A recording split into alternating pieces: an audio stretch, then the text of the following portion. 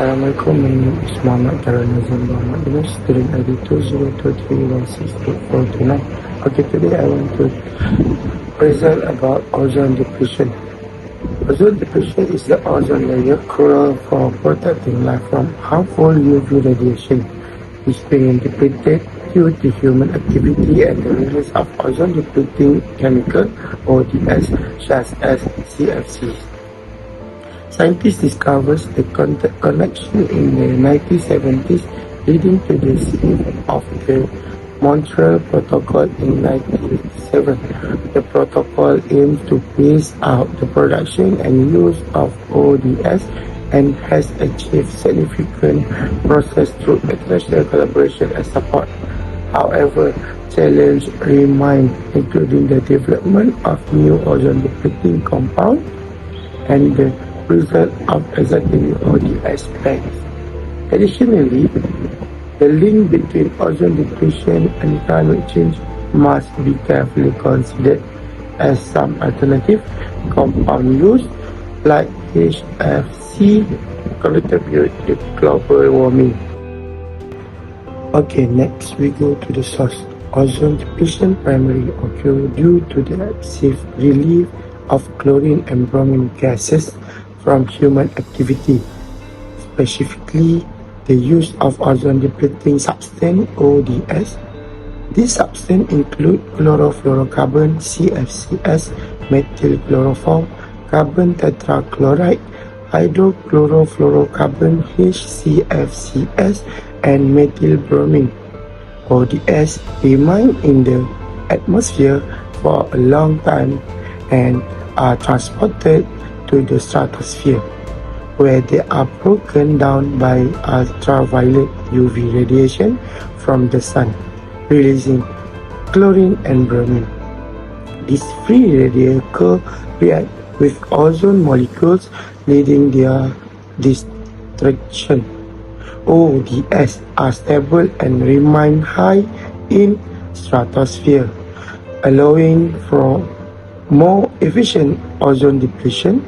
Natural causes such as sunspot and stratospheric wind contribute to a small percentage of ozone depletion. The major volcanic eruption can also impact ozone depletion temporarily. Based on case study, it tests the ozone hole in area with significantly reduced ozone level in the upper atmosphere, primarily observed over Antarctica since around 1975. It forms during the southern hemisphere spring as the regions warm up. The hole diminishes during summer. However, as it grows, the ozone-depleted air moves toward populated areas in Australia, New Zealand, and southern South America, especially Chile. This can lead to increased exposure to harmful ultraviolet radiation. International efforts have been made to reduce ozone-depleting substances and protect the ozone layer. Monitoring and adherence to agreements are essential for long-term recovery and prevention of negative impacts. The ozone holes pose a significant danger to humans as it allows more harmful ultraviolet energy to reach the Earth's surface. This increase in UV radiation can cause damage to the eyes and skin, leading to problems like skin cancer and cataracts. Skin reddening UV level has been observed to be rising by approximately 10% per decade in regions like Australia and New Zealand. To mitigate the risk of high UV exposure, public health advisories are issued through various media channels, recommending people to cover up and stay indoors during midday hours, and ozone concentrations are low and UV levels are exceptionally high. Skin cancer and cataracts are the most common issue associated with prolonged exposure to high level of UV radiation. Cataracts, a condition where the eye lens become clouded, can result in partial or complete blindness by obstructing the entry of light. The World Health Organization estimates that up to 20% of the 12 to 15 million cases of cataract-induced blindness worldwide may be caused or exacerbated by sun exposure. Protecting skin with effective sunscreen and using UV blocking sunglasses to shield the eyes are essential preventive measures. To further understand the ozone hole change, one can download image depicting ozone concentration over the southern hemisphere by utilizing image analysis software. This image can be analyzed during October, the month of maximum ozone depletion. The goal is to track and observe any variations in the ozone hole over the past 8 years. The software enables the identification and measurement of the host area in each image. The collected data can be then exported to spreadsheet application to create a graph illustrating the measurements and providing insight into the ozone hole's evolution over time. Next, we move to the effect of ozone depletion. Ozone depletion has harmful effects on the environment and living organisms. It leads to increased ultraviolet radiation reaching the Earth's surface, causing health problems in humans such as skin cancer, sunburn and eye damage. Marine ecosystems are impacted by UV radiation, harming phytoplankton and disrupting the food chain. Terrestrial ecosystems suffer from reduced plant growth, lower crop yield and imbalance in biochemical cycle. Ozone depletion also contributes to climate change through the release of ozone, depleting substance and damaged material like plastic and textile. Overall, it poses risk to human health, ecosystem and the environment. Next, for the prevention methods of ozone depletion, the Montreal Protocol, an international treaty signed in 1987, aim to phase out the production and use of ozone depleting substance, which is ODS. Countries have implemented regulation and bans on ODS, leading to development and use of alternative chemical with lower ozone depleting potential. Industry have improved practice to minimize ODS release, while public awareness and education campaigns promote responsible consumption. Scientific research and ongoing monitoring play a crucial role in understanding and addressing ozone depletion. Now I will proceed about the regulatory in Malaysia and international. The regulatory steps in Malaysia for the phase out of hydrochlorofluorocarbons (HCFC) are listed here. In 2012, an import quota system based on HCFC was established, along with regulations controlling the use, imports, manufacturing, assembly and installation of HCFC containing product.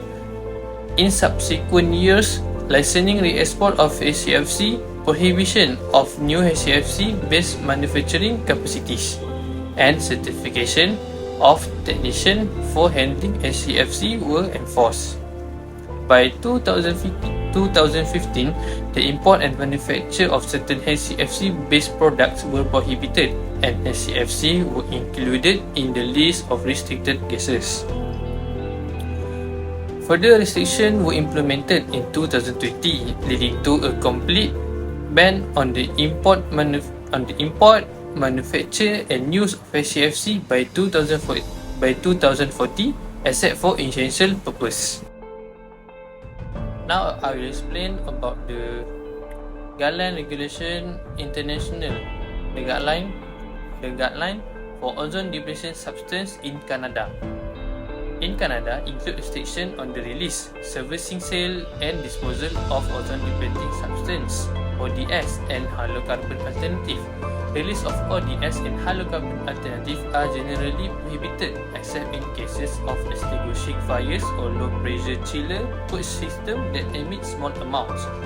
Major sources of ODS and halocarbon alternative in the Northwest Territories include refrigeration equipment, air conditioning equipment, motor vehicle air conditioner, fire extinguishing equipment, and equipment used in recovery, recycling, or storage of this substance. The guideline also require immediate reporting of any release of ODS or halocarbon alternative classified as hazardous according to Transportation of Dangerous Goods Regulation. Service technician for air conditioning, refrigeration and fire extinguishing equipment must have appropriate trade qualifications, and in the case of air conditioning and refrigeration equipment, also complete environmental awareness training. Sales of OTS or halocarbon alternative to certified service technician must be recorded, and containers used for storage or disposal must be refillable and properly labeled. Ozone depletion occurs when the production and destruction of stratospheric ozone are imbalanced, often caused by man-made compounds such as chlorofluorocarbons, releasing chlorine and bromine. The ozone hole discovered over Antarctica in 1925 provided evidence for ozone depletion. Natural events like volcanic eruption, such as one in the Mount Merapi in 2010, can also affect ozone levels. UVB radiation influenced by geography and seasonal factors is responsible for sunburn and skin cancer. The depletion of ozone has prompted international efforts such as the Montreal Protocol to phase out the use of harmful substances and support environmentally friendly technologies. The effect of ozone depletion extends to various aspects, including the mutation of plants in forests and disturbance in aquatic ecosystem, biogeochemical cycles. We are at the end of the project. So, in a nutshell, ozone depletion can contribute to global warming and climate change, leading to rising sea levels. To prevent or reduce ozone depletion, several actions can be taken. Firstly, limiting the use of personal vehicles and opting for public transport or carpooling can reduce smoke emission that contribute to ozone depletion. Secondly, using natural remedies and manual weed removal instead of pesticides, which contain ozone-harming chemicals. It can help protect the ozone layer. Additionally, purchasing refrigerator and air conditioning units that do not use HCFC as refrigerants and ensuring regular maintenance and inspection of such equipment can minimize refrigerant leakage. Finally, government should ban the use of CFC and nitrous oxide as they are harmful to the ozone layer and contribute to ozone depletion. Thank you for listening to our project. Hope this feeling can benefit you all. Assalamualaikum warahmatullahi wabarakatuh.